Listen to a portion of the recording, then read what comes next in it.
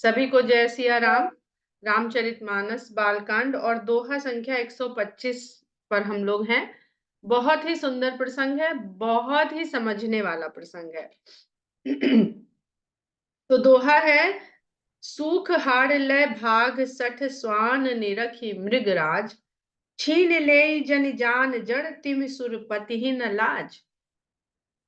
सिंह के लिए तुलसीदास जी ने मृगराज शब्द का प्रयोग किया है, अर्थात वह पशु जो मृगया करने का राजा है, जो सबसे बड़ा, सबसे बढ़िया, उत्तम श्रेणी का। क्यों राज करता है वन में?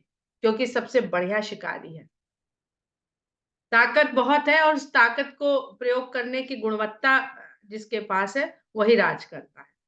तो मृगराज है जो, उसको बैठा हुआ देखकर सूखी पड़ी हुई हड्डी को कुत्ता लेकर के उसके सामने से भाग जाए, मांस भी नहीं, पशु भी नहीं, सूखी हड्डी जिसमें शायद अब बोन मैरो भी नहीं बचा होगा कि उसी को चूसेगा तो कुछ पोषण मिलेगा, उस हड्डी को लेकर के कुत्ता भाग रहा है कि इस पर सिंह की नजर ना पड़ जाए और ये मेरे हिस्से से छिन ना जाए, ये वो ले ले।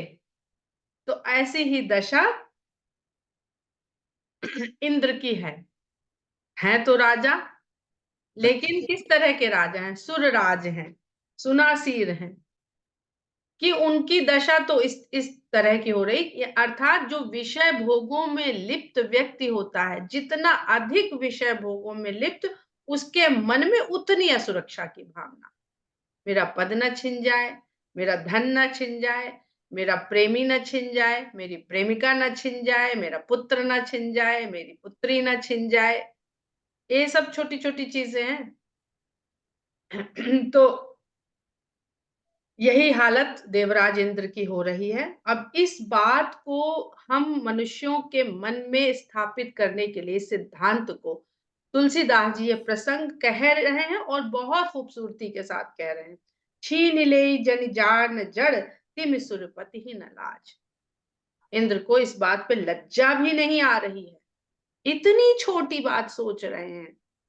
तो तेहि आश्रम, और किस किस को, भगवान की लीला है ये लीला भी भगवान की है। तो वो किस किस के मन में क्या क्या स्थापित करवा रहे हैं, ये दोनों पक्ष यहाँ पे हम लोग को देखने को मिलेंगे, इंद्र का भी और नारद जी का भी। तित्ते आश्रम ही मदन जब गयऊ निज माया बसंत निर्मयऊ। उस आश्रम में जहां पर नारद जी ध्यानस्थ थे, वहां पर जब कामदेव पहुंचे तो उन्होंने निज माया, अपनी माया से वसंत का निर्माण कर दिया, वसंत को रच दिया, चारों ओर वसंत फैला, निर्मयऊ। कुसुमित विविध बिटप बहुरंगा, कूजहि कोकिल गुंजहि भृंगा। अब देखिए, वही सब कुछ हो रहा है जो भी महादेव के साथ हुआ है। अब इसमें फर्क क्या है वो आप लोग देखते और समझते चलिएगा। ऐसे ही महादेव जब ध्यानस्थ थे तो कामदेव गए थे, और ऐसे ही ध्यानस्थ नारद मुनि है। तो दिमाग में ऐसे बना लीजिए कि ये शंकर भगवान के साथ ये हुआ था और नारद जी के साथ ये हो रहा है।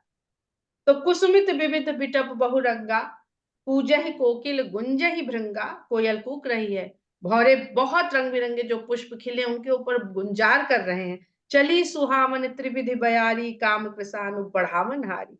सुंदर त्रिविध बयार चल रही है, शीतल मंद सुगंधित। तीन प्रकार की जो वायु है जो मन को उद्वेलित करती है। काम कृषा, कामाग्नि को बढ़ाने में सहायक होती है। किसी भी अग्नि को बढ़ाने के लिए पवन की आवश्यकता है, ऑक्सीजन जिसको हम लोग कहते हैं, उसकी आवश्यकता है। तो ये जो त्रिविध बयारी है, ये कौन सी अग्नि को बढ़ाएगी? किसी न किसी अग्नि को बढ़ाएगी। म्यूट रखिए प्लीज, जिन लोगों का भी अनम्यूट है। तो काम कृषानु बढ़ावन वाली, कामाग्नि को बढ़ाने वाली त्रिविध बयार बह रही है वहां पर।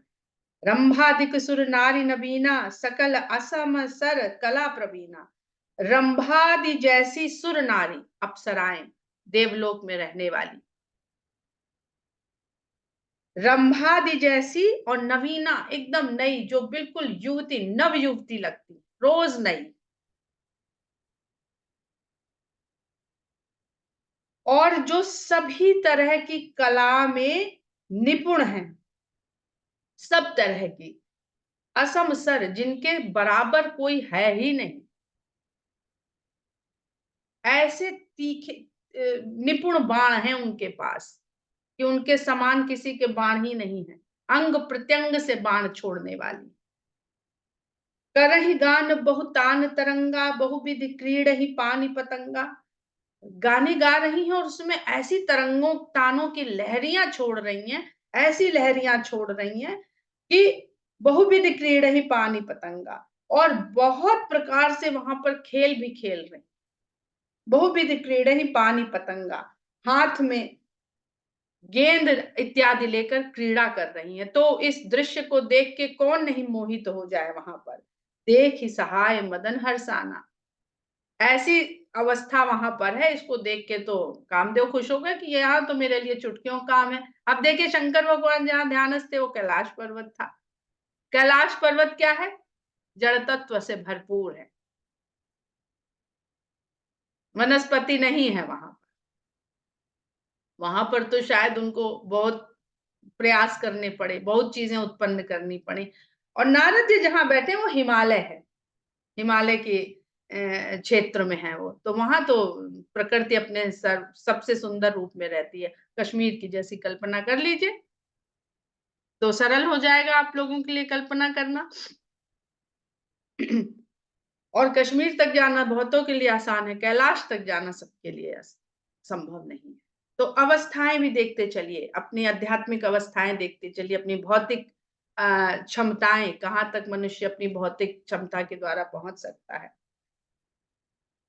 कीन्हे से पुण्य प्रपंच विधि नाना, पहले से ही वहां की अवस्था ऐसी थी कि उसकी सहायता करने वाली थी, फिर वहां पर उसने अपना प्रपंच भी अनेक प्रकार का फैला लिया। काम कला कछ मुनि ही न व्यापी, निज भय डरे मनोभव पापी। और उन्होंने जितनी काम को उद्वेलित करने की कलाएं कामदेव के पास थी, उन्होंने सब लगा दी, लेकिन मुनि को तो किसी ने भी व्याप्त नहीं किया, उनके ऊपर असर ही नहीं हुआ। निज भय डरे मनोभव पापी, अब वो अपने लिए डरने लगा। अब यहाँ पर ऐसे ही देखिए कि मन में जो काम भावना होती है और बार बार उसको उद्वेलित करने के लिए कोई वीडियो भेज रहा है, कोई ऑडियो भेज रहा है, कोई पिक्चर भेज रहा है, कोई कुछ भेज रहा है, हम लोग समझ सकते हैं। आजकल कहते हैं सबसे अधिक पोर्न देखा जाता है ऑनलाइन पूरे विश्व में। वो क्या है? ये प्रपंच है कामदेव का फैलाया हुआ। और कौन कौन उसमें नहीं फंसा हुआ है? बिरले ही होंगे जो खोजते नहीं होंगे, या जिनके पास आ नहीं जाता होगा। और एक बार आपने गलती से किसी मित्र ने भेज दिया, देख लिया, फिर देखिए आपके पास लाइन लग जाएगी, एक के बाद एक के बाद एक के बाद ऐसे ही आपको परोसे जाएंगे व्यंजन। आपने इच्छा से नहीं देखा था, आपने सिर्फ क्यूरोसिटी में देख लिया कि भाई हमारे मित्र ने भेजा है, लाओ देखें क्या है। पर कामदेव को तो पता चल गया कुछ तो इंटरेस्ट है, तो चलो इसको फंसाते हैं। तो यही यही सब आजकल जो हम लोग को अब बहुत सरल हो गया है। ये जो इंटरनेट की माया आ गई है ना, इससे माया के जाल को समझना आसान हो गया। अंतरजाल, इंटरनेट की हिंदी है ना अंतरजाल। अंतर्मन का जाल है जो बाहर से फैलता है तो बाह्य जाल पर है अंतरजाल। यही माया जाल है, अंदर बाहर सबको भरमा दिया है उसने। तो कहते हैं फिर अपने लिए डरेगा ना, वो अंदर भावना पैदा ही नहीं हो रही है। तो वो जो भावना है, काम की भावना, वो तो लगे कि हमारा तो अस्तित्व खत्म, समाप्त अब।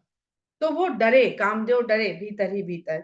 सीमी की चापी सकई को उतासू, बड़ रखवार रमापति जासू। ये मुझे बहुत अच्छी लगती है कि सीमी की चापी सकई को उतासू, भला उसकी सीमा को कोई चाप सकता है जिसकी रखवाली स्वयं रमापति कर रहे हैं। हमने पहले ही कहा था कि नारद के प्रसंग में सबसे अधिक भगवान के लिए रमापति शब्द का प्रयोग होगा। अब ये रमापति, उन्हीं की फैलाई हुई ये जो रमा है, जो प्रकृति है, वो माया बन के किस तरह से मोहित कर सकती है। तो अगर रमापति की शरण में रहेंगे, वही मायापति भी वही है। एक बात आप लोग कभी सोचिएगा कि जैसा भक्त है वैसे ही भगवान है। अगर भक्त मतलबी है तो भगवान मतलबी है, भक्त दयालु है तो भगवान दयालु है, भक्त के मन में कृपा है तो भगवान कृपालु। उसको आप किसी के ऊपर, अपने ऊपर लगा के देख लीजिएगा। भक्त व्यापारिक है तो भगवान व्यापारी है, सबकी सुनते हैं वो। तो कहते हैं कि अब इस समय नारद जी को रमापति की आवश्यकता है। सीम की चापी सकई को उतासु, और यहाँ पर एक बहुत सुंदर चापी शब्द का जो उन्होंने प्रयोग किया है तुलसीदास जी ने। तो चापी का मतलब दबाना भी होता है, कि चाप दो, धर के चाप देन, अवध में ऐसे बोलते हैं। और चाप का मतलब धनुष भी होता है, जो उसका ऐसे बनता है, धनुषाकार आकृति होती है, उसको भी चाप कहते हैं। जिन्होंने हिंदी मीडियम में रेखा गणित पढ़ी होगी वो जानते होंगे कि चाप क्या होता है। तो कामदेव भी तो एक चाप लेकर के आए हैं, धनुष बाण अपना, तीर के बाद तीर छोड़ने हैं उन्हें। और वही धनुर्धर राम, उनके पास भी एक ऐसा धनुष है जिससे उसका कोई कुछ नहीं बिगाड़ सकता है। ये चौपाई कहती है कि सीम की चाप सकई को उतासु, बड़ रखवार रमापति जासु। तो राम तक हम शायद न पहुंच पाए अपने बुरे मन के कारण, अपने द्वेष विद्वेष विषय कामनाओं के कारण, लेकिन रमापति की शरण में जाएं। पहले रमापति की शरण में तो जाएं, जिसने सब फैला रखा है पूरा संसार का ये जाल। सहित सहाय सभी तति मानिहारी मन मैन, कह सी जाई मुनि चरण तब कही सुठियार। अपने सहायकों के साथ भी वो सब जब प्रयास करके हार गया तो बहुत डर गया और मन में अपनी हार मानी। मन ही में सब कुछ उठ रहा है, मन ही वो भावना में की तरफ आपको भेज सकता है और मन ही उसको रोक सकता है। कौन से अनुभवों से तुलसीदास जी गुजरते रहे होंगे, जो वो इस तरह के इतने बारीक बातें लिख के जाते हैं मनुष्य के मन की। गह सी जाई मुनि चरण तब कही सुठियारत बैन। अब उसने सोचा, देखिए शंकर भगवान के ऊपर उसने बाण चलाया था। अब ये प्रसंग शंकर भगवान के प्रसंग के बाद है, तो हम लोग ये मान के चलते हैं कि वहां वो तो अब अनंग हो चुका है, देह रहित हो चुका है। तो जब देह रहित हो चुका है तो मन के ही भीतर वो हार मानेगा, आपके मन को ही वो जीत के जीतेगा, आपके मन को हरा के हारेगा, नहीं तो आपके सामने सरेंडर कर। और मन ही में आपको ये बोध होगा कि आपने जीत लिया है। ये आगे प्रसंग में समझ में आता चला जाएगा। आपका मन ही आपको बताता है कि आपने क्या अचीव कर लिया है। वो कहीं अखबार में निकले नहीं, कोई आपको बताए नहीं, कहीं कोई अखाड़ा नहीं है कि जहां पे आपने पटक दिया है किसी को और सबने अपने फिजिकल नेत्रों से देख लिया और आपको एक ट्रॉफी दी गई है चैंपियनशिप की। नहीं, सब कुछ आपका मन बताएगा कि कब आप हार गए और कब जीत गए हैं, और कब इस जीत के बोध से मन भर जाएगा। और तब जहां वो इस जीत के बोध से, इस अचीवमेंट के बोध से भर जाएगा, तो किस प्रकार वो अपने पतन का रास्ता खुद तय कर लेगा। यही समझाने के लिए ये पूरा प्रसंग है।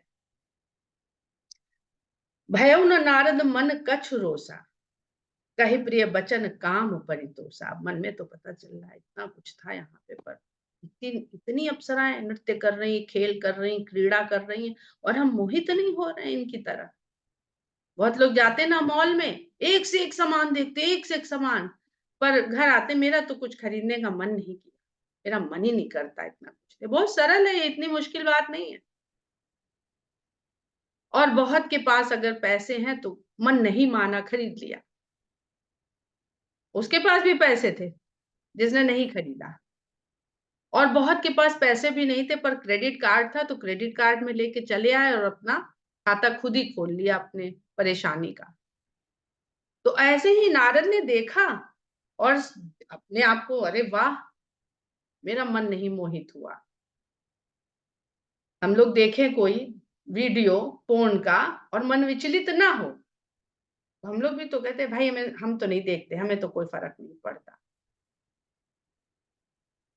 सबका मन नहीं विचलित हो जाता है, कुछ ही का ऐसा विचलित होता है कि जाके निकल पड़ते हैं घर से और कहीं ना कहीं अभद्र, अशिष्ट, बलात्कार जैसे कांडों को अंजाम दे देते हैं। तो कहते हैं कि मुनि भयउ न नारद मन कछु रोषा, नारद जी को क्रोध नहीं आया उन लोगों के ऊपर। क्रोध आ गया मतलब आपने अपने मन को रोका, यार हमें डिस्टर्ब करने आ रहे हो, हमारा एग्जाम, हम पढ़ाई कर रहे हैं और तुमने पिक्चर लगा दिया, म्यूजिक लगा दिया, ऐसा कुछ नहीं कहा। और कही प्रिय वचन काम परितोषा, उन्होंने काम को बहुत मीठे वचनों में संतुष्ट किया और कहा जाओ, हमारे पास तुम्हारा कोई काम नहीं है, जाओ जहां तुम्हारी दाल गलती है वहां गलाओ जाके। और ब्लॉक कर दिया, उस मित्र को ब्लॉक कर दिया तुरंत, जब दोबारा ऐसा न भेजने पाए।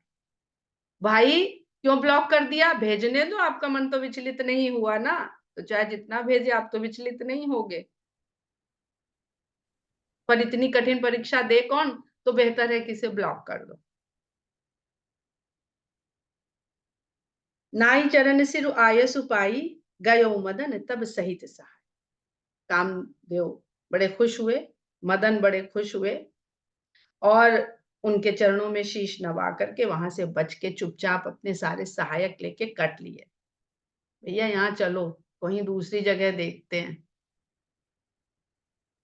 मुनि सुशीलता अपनी करनी, सुरपति सभा जाई सब बरनी। अब मुनि ने देखा अपनी अपनी सुंदरशीलता को, कि कितना सदाचारी हूं मैं, ना तो मुझे काम डिगा सका और ना क्रोध आया मेरे भीतर। तो जो दोष हैं, मनुष्य जानते तो हैं, सब ब्रह्मा जी के पुत्र हैं, तो मनुष्य को जब बनाया गया तो कौन कौन से दोष विकार उसमें मिलाए गए, उसमें काम, क्रोध, मद, लोभ, मोह तमाम सारे हैं। तो बोले क्रोध ही नहीं आया। जड़ तो यही है सब चीज की, क्रोध को भी जीत लिया हमने, काम को ही नहीं क्रोध को भी जीत लिया और पीठ थपथपाई अपनी, वाह भाई वाह। हम लोग सब करते हैं ये रोज ना रोज, कोई बढ़िया चीज बना ली या बढ़िया पजल कोई सॉल्व कर लिया। सुडोकू लगाते थे पहले बहुत, तो इतनी खुशी होती थी जब वो जल्दी से सॉल्व हो जाता था। और सुरपति सभा जाई सब बरनी, और देवराज इंद्र की सभा में पहुंच गए। कहा? जहां से भेजे गए थे ना कामदेव कि जाओ इनको टिकाओ जाके, वहीं जाके बताने पहुंच के। मजा तो वहीं जाके है ना, 10 शराबियों के बीच में बैठे और आदमी शराब ना पिए, तो जीत का तो तब आनंद है। तो सब कहें भाई वाह क्या बात है, क्या कंट्रोल है आपका। तो ये सभी तरह की विषय कामनाओं की बात के लिए हमने ये उदाहरण लिया मदिरा का। तो देवताओं की ही सभा में गए, इंद्र की सभा में गए और वहां जाके वर्णन किया। अरे उन्हें क्या बता रहे, उन्होंने तो भेजा ही था। विषय कामना के लिए प्रेरित जो कर रहा है उसी को बता रहे हैं कि नहीं, हम नहीं, मतलब स्वयं को बताना शुरू कर दिया। सुनी सबके मन अचरज हुआ। अब आश्चर्य तो होएगा, एक आम व्यक्ति जो है, मनुष्य, कितनी जल्दी ज्यादातर बच्चे शराब सिगरेट पीना ही इसलिए शुरू करते हैं क्योंकि दोस्त बहुत फोर्स कर देते हैं, ना नहीं कह पाते हैं। तो कहते हैं कि सबके मन में आश्चर्य हुआ। और मुनि प्रशंसी हरि सिर नावा, मुनि की बहुत प्रशंसा करी और भगवान को सबने शीश नवाया कि भगवान के भक्त को हम चले थे डिगाने। तो ये जीत इनकी नहीं है, भगवान की है। ये भरत जी के प्रसंग में सुनिएगा कि भगवान के भक्त को डिगाने की बात जब करी तो बृहस्पति और सरस्वती सब ने मना करा कि क्या करने जा रहे हो, भरत जी की बुद्धि टिकाने की बात कर रहे हो। वो प्रसंग वहां ये इसलिए जोड़ देते हैं ताकि आप एक प्रसंग से दूसरे प्रसंग को कनेक्ट करके कौन सी बात 100% कोई बात नहीं है किसी के लिए, हर बात का व्यक्ति के आधार पर उसका अर्थ है कि किस प्रसंग में किस व्यक्ति के किस उद्देश्य से ये प्रसंग इस तरह से कहा जा रहा है। सुनि सबके मन अचरज आवा, मुनि प्रशंसि हरि सिरुनावा, तब नारद गवने शिव पाही, जिता काम अहमित मन। अब बनता है भाई, यहाँ तो सबने एक्सेप्ट कर लिया, अब ये तो देवता लोग हैं, इनके लिए तो फंसना और विषय भोग में लगे रहना इनका तो काम ही है, स्वर्ग में रहते ही। स्वर्ग जो सब सुख सुविधाओं से भरा हुआ हो, वहां चला जाए जिसने ऑलरेडी इन सब चीजों को त्याग रखा है, जो वैरागी है। तो ऐसा कौन मिला संसार में? तो शंकर भगवान। उनको चल के बताते, उनको ज्यादा वैल्यू होएगी कि मनुष्यों में भी कोई ऐसा हो गया। मुनियों ऋषियों, हम तो भाई महादेव हैं, देवों के देव महादेव, और ऋषि मुनियों में भी कोई ऐसा हो गया। देवर्षि नारद ऐसे हो गए, देवर्षि, देवों के ही ऋषि, और वो देवों के देव। शब्दों पे ध्यान दीजिए कि हमारी शास्त्र हमको कहना क्या चाहते हैं। महर्षि नहीं है नारद, देवर्षि हैं। और देव क्या है ये हम सब लोग समझ रहे हैं अब धीरे धीरे। तब नारद जी शंकर भगवान के पास गए और काम को जीत लिया है मन में। ये अहमिति, अह माने अहम, मिति माने भाव, ये भाव उनके आ गया कि जीत लिया। चलो बताते हैं, आज तो डालते हैं फेसबुक पे, इंस्टाग्राम पे। पहले अपने क्लोज फ्रेंड्स को बता दे, फिर इसको डालेंगे। तो प्रचार अपना करने की इच्छा पैदा हो गई, अपने अचीवमेंट की। मारचरित शंकर ही सुनाए। अब देखिए, काम के लिए तुलसीदास जी ने कामचरित भी कह सकते थे, पर यहाँ पर ये जो मार शब्द आएगा दो एक बार, वो कामदेव के लिए कहा जा रहा है। कामदेव जो मार सकते हैं सबको विषय कामनाओं में घेर कर, उनको मार के आ रहे हैं नारद जी। अब ये वाला मार भी हो सकता है, और हिंदी का या संस्कृत का कोई बहुत और भी ऐसा शब्द हो सकता है कि क्यों यहाँ पर प्रयोग कर रहे हैं, उसका हमको ज्ञान नहीं है इतना। तो कामदेव, काम के चरित को शंकर भगवान से सुनाया, और अति प्रिय जानी महेश सिखाए।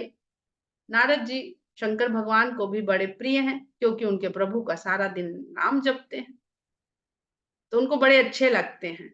भक्त तो देखिए कितनी सुंदर बात है कि अपना अपना भक्त तो सबको पसंद है, दूसरे का भक्त किसको पसंद है? ये है शंकर भगवान। हम लोग तुरंत सिखाने लगते हैं, ये नहीं करना, ये वाली पूजा करो, ये व्रत करो, ये इन भगवान के मंदिर जाओ फलाने में, वहां सारी मनोकामना पूर्ण होती है। तो शंकर भगवान को बहुत प्रिय है नारद जी, तो उनको सिखाते हैं। बार बार बिनवो मुनि तो ही जिमी है कथा सुनायो, मोहि तिमि जनि हरि सुनावहु, कबहु चलेहु प्रसंग दुरायहु तबहु। कहते हैं, नारद मुनि आपसे बार बार विनती कर रहे हैं कि जिस प्रकार से आपने ये पूरी कथा मुझे सुनाई है, जाके कभी हरि को ना सुनाया ना, हरि ओ हर, जाके कभी हरि को ना सुनाया ना। अगर प्रसंग चले भी तो टाल जाना, दुरायहु तबहु। अगर कोई कहने भी लगे उनके सामने तो कहे, करे जाने दीजिए, उस प्रसंग को जितना टाल सकिएगा टाल दीजिएगा।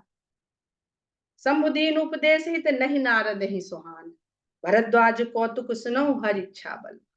अब शंकर भगवान ने तो उन्हें सीख दी थी, लेकिन नारद जी को बिल्कुल भी नहीं सुहाई। तो याज्ञवल्क्य जी कहते हैं भरद्वाज मुनि से कि हे भरद्वाज सुनिए, ये सब कुछ जो हो रहा है इसमें भगवान की इच्छा ही बलवती है।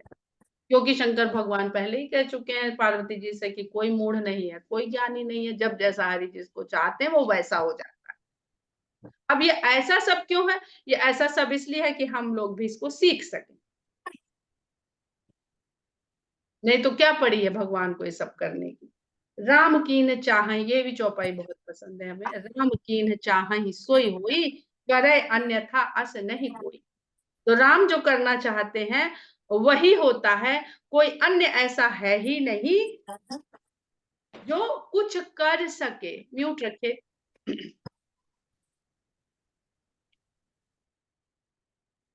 जो कुछ कर सके, एक बार कर शंभु बचन मुनि मन नहीं भाए, तब बिरंच के लोक सिधाए। शंकर भगवान की बातें नारद जी को बिल्कुल अच्छी नहीं लगी। उन्होंने कहा चलो छोड़ो, यहाँ इनके पास कौन ज्यादा देर बैठे, ब्रह्मा जी के पास चलते हैं। तो ब्रह्मा जी के पास चले गए कि उन्हें तो अच्छा लगेगा ही जब उनसे बताएंगे। थोड़ा समय भी बिताना था, अच्छा नहीं लगा उन्हें। अभी तो अभी अभी जोश आया था, अभी अभी उन्होंने ठंडा कर दिया पट्टे से, मन बैठ गया। तो चलो कहीं और जाके बैठते हैं। जहाँ जब किसी की प्रशंसा वहां पे नहीं अच्छी, आदमी वहां से टल जाता है, उसको वो पसंद नहीं करता है, और वहां प्रशंसा होने लगे, अब कह भी नहीं सकता, और कर भी नहीं सकता तो वहां से टल जाता है, दूसरे ग्रुप में जा खड़ा हो जाता। तो बोले यहाँ चलो। अब कितना मतलब कैसे सोचते हैं तुलसीदास जी, अद्भुत है। तो एक बार करतल बर बीना गावत हरि गुणन गान प्रवीणा, एक बार हाथों में वीणा लेकर के और भगवान के गुणों को गाते हुए, बहुत प्रवीण है गायन में, उसको गाते हुए अपनी प्रवीणता के साथ क्षीर सिंधु गवने मुनि नाथा, जहां बस श्रीनिवास श्रुति माता। क्षीर सिंधु में मुनियों के स्वामी नारद जी वहां पहुंच गए, जहां पर श्रीनिवास श्रुति माता, वेदों के मस्तक स्वरूप भगवान विष्णु का निवास था। हरस मिले उठी रमा निकेता, फिर रमा निकेता बैठे आसन ऋषि ही समेता।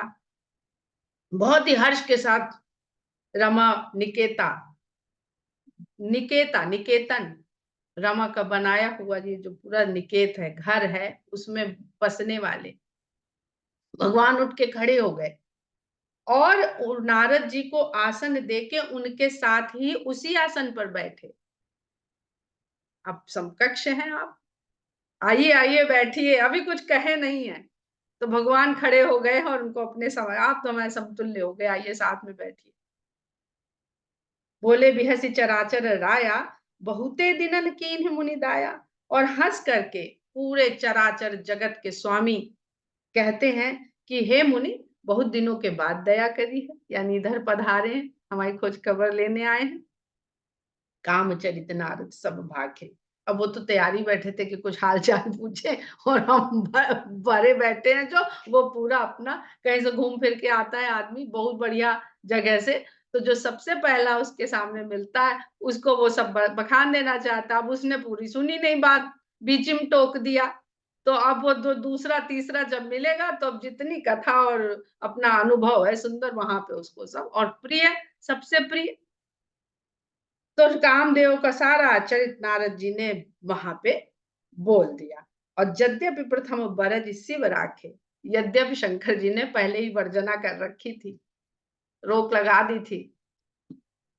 अति प्रचंड, अब शंकर भगवान का भी यही है कि शंकर भगवान कहते सबके हैं, मानता कोई नहीं है। सती को भी कहे वो नहीं मानी, नारद जहां ये भाव आया महादेव के भी भीतर कि हमारे संभाले संभल जाएगा ये, तो वहां भगवान उसकी भी गड़बड़ा देते हैं। वो अपनी भी गड़बड़ाते, तो भैया वो अपनी गड़बड़ा देते हैं तो तुम्हारी भी गड़बड़ाएंगे। उसके तुरंत बाद कह देते हैं ना कि शंभु की दीन उपदेशित नहीं नारदी सुआन, उसके बाद लिख दिया राम कीन्ह चाहि सोई होई। आप भाई होते कौन हो उनको शिक्षा देने वाले? हम पता नहीं किस लिए ये इतनी लीला करवा रहे हैं इनसे, और आप उसमें हमारे स्क्रिप्ट में आप व्यवधान डाल रहे हैं। तो ये भी तो है कि होने दो, जो होता है होने दो, चलने दो। तो कहते हैं कि अति प्रचंड रघुपति कै माया, जेहि न मोह अस को जग जाया। भगवान की माया बहुत प्रचंड है, उसने किसको नहीं मोहित किया। जो इस संसार में एक बार उत्पन्न हो गया है, ऐसा कोई नहीं है कि जिसको एक बार भी मोहित ना किया हो। रूख बदन करि बचन मृदु बोले श्री भगवान, तुम्हरे सुमिरन ते मिटहि मोह मार मद मान। थोड़ा रूखेपन से इंटरेस्ट नहीं लिया भगवान ने, बदन माने मुख, थोड़ा रूखेपन, अच्छा अच्छा ठीक है, अच्छा अच्छा ऐसा कर लिया है। अब वो तो बेचारे भागे, एक एक बात बताई, फिर ये तो फिर वो तो फिर वो फिर ये। और मीठे वचन में भगवान कहते हैं, अरे आपके स्मरण मात्र करने से मोह, अब देखिए काम के लिए फिर मार, काम मोह मद मान ये सब मिट जाता है मनुष्य के वजह। आपका नाम ही लोग याद कर ले, और आप स्वयं अपने लिए कह रहे हैं, सुनि मुनि मोह होई मन ताके, ज्ञान विराग हृदय नहीं जाके। हे मुनि, ये सब तो वहां निवास करते हैं जाकर के जिसके मन में ज्ञान नहीं है, वैराग्य नहीं है जिसके हृदय में। आप तो जाने माने ऋषि वैरागी, ब्रह्मचर्य व्रत रत मति धीरा, तुम ही की करई मनोभव पीरा। आपका तो ऐसी धीरज वाली बुद्धि है कि जो सदा सदा के लिए ब्रह्मचर्य व्रत में लगी रहती है। बुद्धि ब्रह्मचर्य, ब्रह्मचर्य से वो न समझे जो हमारी फिल्मों ने, हमारे सिनेमा ने दिखा दिया है। ब्रह्म आचरण में अपने संपूर्ण जीवन को, तन मन धन को लगाए रहना, ये ब्रह्मचर्य। ब्रह्म आचरण, उस आचरण को करना जिसके द्वारा हमें परम तत्व ब्रह्म का बोध हो, ज्ञान हो, अनुभव हो। जाकी रही भावना जैसी, जिस तरह से वो उस ब्रह्म को समझना, जुड़ना, मिलना, प्रेम करना चाहता है। तो आपको भला कहीं मनोभव पीड़ा दे सकते हैं, मनोज पीड़ा दे सकते हैं? मनोभव इस संसार में जितने भी प्रकार के मन को आकर्षित करने वाली वस्तुएं हैं, वो आपको पीड़ा दे सकते हैं। ये तो सब सांसारिक लोगों के लिए है। समय हो गया है, हम लोग दोहा संख्या 128 पर विराम दे देते हैं। बहुत सुंदर, इतना रुचिकर प्रसंग है कि इसको तो बार बार पढ़ना हमें बहुत अच्छा लगता है, इस प्रसंग को पढ़ना। जय सिया राम।